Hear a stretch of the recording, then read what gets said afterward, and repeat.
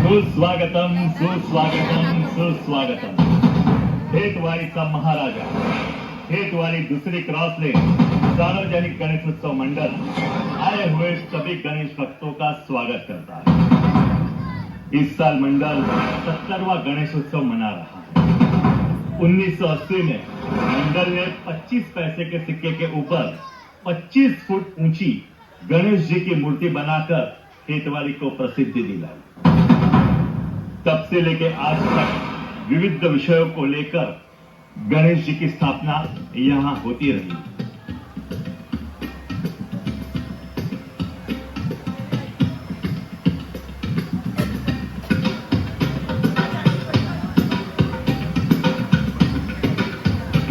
इस बार का हमारा विषय है देव और दानव द्वारा किया हुआ समुद्र मंथन। अब आप पूछेंगे कि समुद्र मंथन करना क्यों पड़ा? देव और दानव के युद्ध के दौरान दुर्वासा ऋषि के श्राप के कारण सभी देवता अपनी शक्तियां खो चुके थे। दूसरी ओर दानव गुरु शुक्राचार्य अपनी संजीवनी विद्या से दानव को पुनः जीवित करके शक्तिशाली बना रहे हैं। इस तरह दानव का साम्राज्य बढ़ता देख सारे देव भगवान विष्णु के शरण में आकर उनसे मदद मांगते हैं। हमें संजीवनी मंत्र से बचाइए प्रभु, हमारी सहायता कीजिए। वो है जो पीने वाले को अमर बना देता है, मृत्यु उसे छू नहीं सकती। परंतु हे लक्ष्मी नारायण, अमृत हमें कहां मिलेगा, कैसे मिलेगा? देवेंद्र, अमृत आपको समुद्र से मिलेगा, सागर का मंथन करने से मिलेगा। अमृत पाने के लालच में दानव भी समुद्र मंथन के लिए तैयार हो जाते हैं।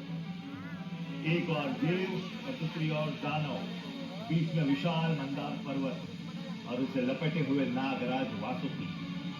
आओ हम सब मिलकर इस समुद्र मंथन का हिस्सा बने। खींचिए खींचिए खींचिए खींचिए। और इस मंथन से सबसे पहला रत्न निकलता है, वो है हलाहल विष, जो सारी सृष्टि को नाश करने के लिए पर्याप्त है।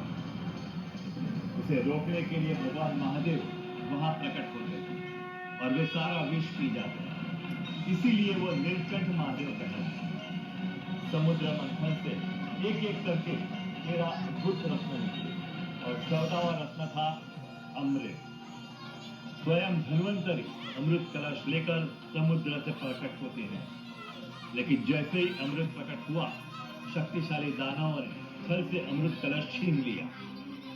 तभी भगवान विष्णु ने एक सुंदर रूप मोहिनी अवतार धारण किया और अपनी चतुराई से अमृत दानवों को न देकर देवताओं को पिला दिया। इस प्रकार देवता अमर हो गए और सृष्टि की रक्षा हो गई। एक और भगवान शिव ने विष पीकर सारी सृष्टि को बचा लिया, लेकिन दूसरी ओर आज की युवा पीढ़ी व्यसनों के जहरीले जाल में फंसती जा रही है। हर नशा एक विष है जो हमारे समाज को धीरे धीरे बर्बाद कर रहा है। तो आइए आज गणराय के आशीर्वाद से हम सब संकल्प लें कि अब से हम किसी भी व्यसन का और एक सुंदर, स्वास्थ्य और सशक्त समाज का निर्माण करेंगे। बोलो गणपति बाप्पा मोरया। और हाँ, इस खेतवाड़ी महाराजा की एक विशिष्ट बात बतानी तो रही गई।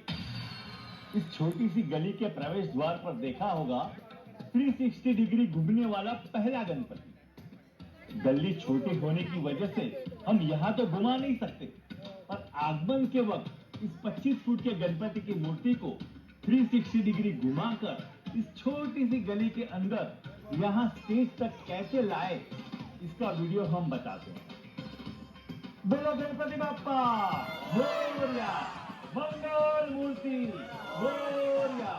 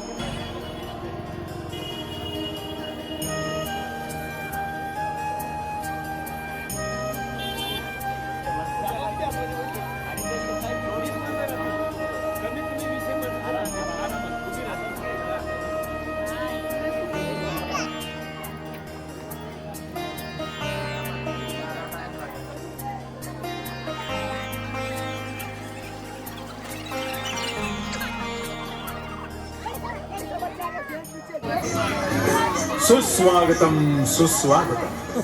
खेतवाड़ी 5वीं गली सार्वजनिक श्री गणेशोत्सव मंडल आए हुए सभी गणेश भक्तों का हार्दिक स्वागत करते हैं। भक्तगण, इस साल हम मां भगवती की 4 कथाएं आपके सामने इस चलचित्र के द्वारा प्रस्तुत कर रहे हैं। पौराणिक कथा के अनुसार रक्तबीज नामक एक असुर था जिसने भगवान शिव जी को वरदान प्राप्त करने हेतु घोर तपस्या की। ओम नमः शिवाय, ओम नमः शिवाय।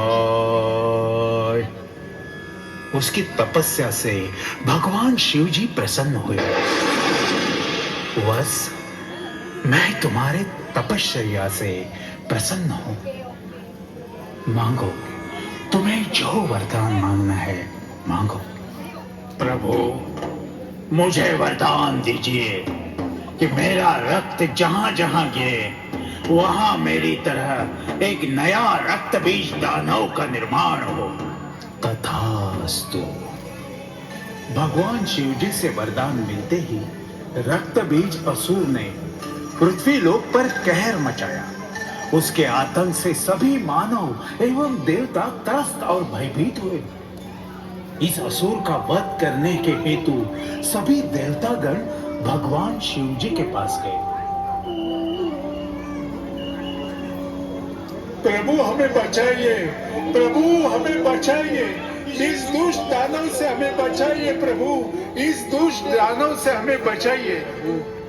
फिर भगवान शिव ने माता पार्वती से अनुरोध किया, देवी, मेरे वरदान का दुरुपयोग करके रक्त बीज समस्त पृथ्वी लोक और स्वर्ग में आतंक फैला रहा है। तुम इस दानव का संहार करो। तब माता पार्वती ने रक्तबीज असुर का वध करने के लिए काला, विकराल और उग्र रूप धारण करके रक्तबीज असुर से युद्ध करने चली गई। रक्तबीज, तुम्हारे पापों का अंत का आरंभ हुआ है। तुमने जो मनुष्य और देवताओं में जो आतंक फैलाया है, इस पर आज मैं तुम्हारा विनाश करूंगी।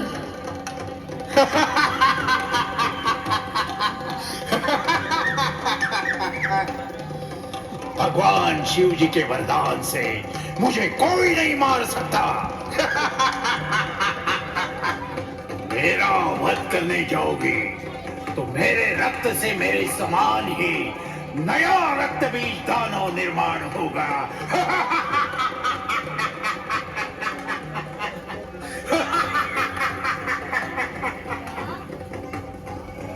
इस पर मां कालरात्रि ने अपना विकराल रूप धारण कर घोर युद्ध करने लगी।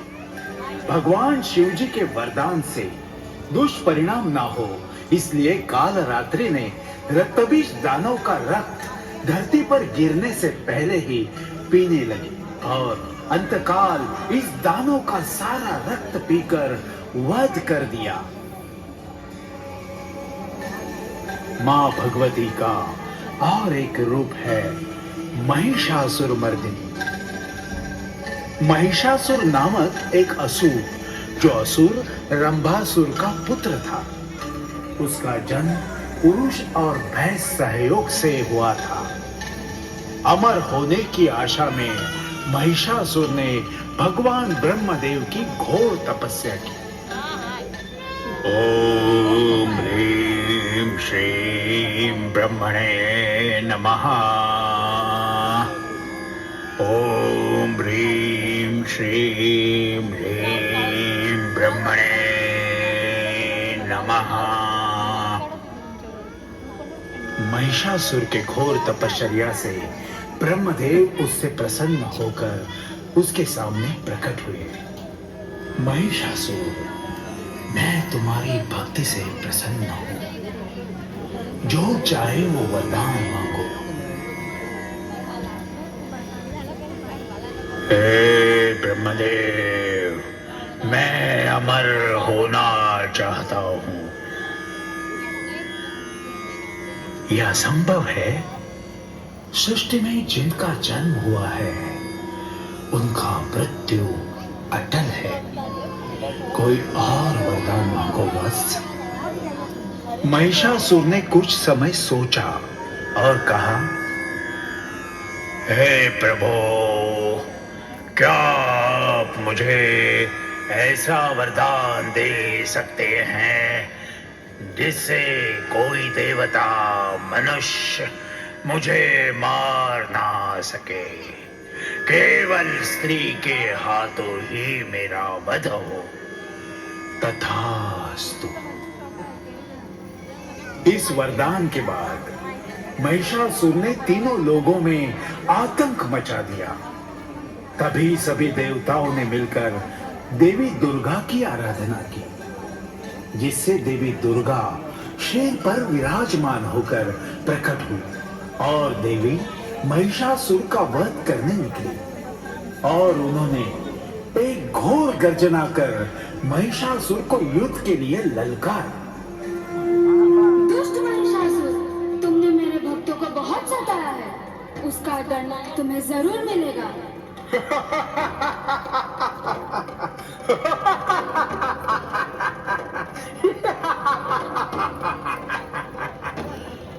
तुम मेरा कुछ भी नहीं बिगाड़ सकते। मेरे इस दानवी शक्ति से मेरे जैसे अनगिनत राक्षसों की सेना बनी है। तुम भली अकेली नारी किस का वध करोगी? हाँ? किस का वध करोगी? अभी माँ दुर्गा सभी दानवों का वध करती है और अंततः देवी दुर्गा और महिषासुर का 9 दिन भीषण युद्ध हुआ।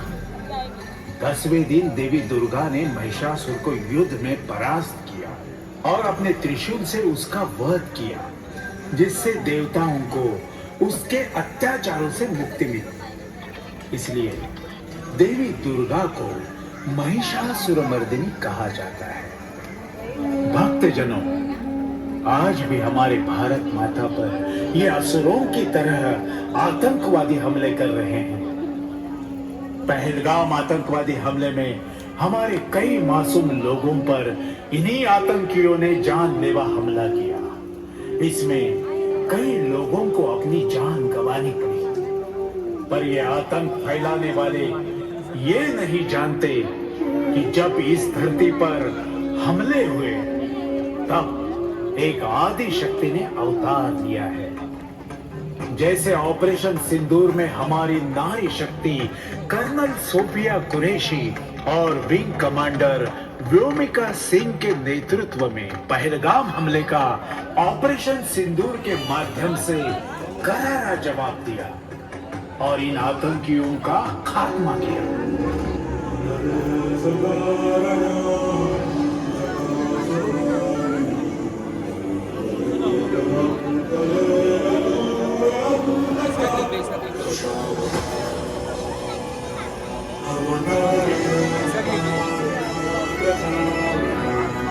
भक्तजनों, आज इसी नारी शक्ति सम्मान के लिए खेतवाड़ी का गणाधीश अर्धनारी नटेश्वर के रूप में प्रकट हो रहे हैं। भारत माता की जय। बोलो गणपति बाप्पा मोरया।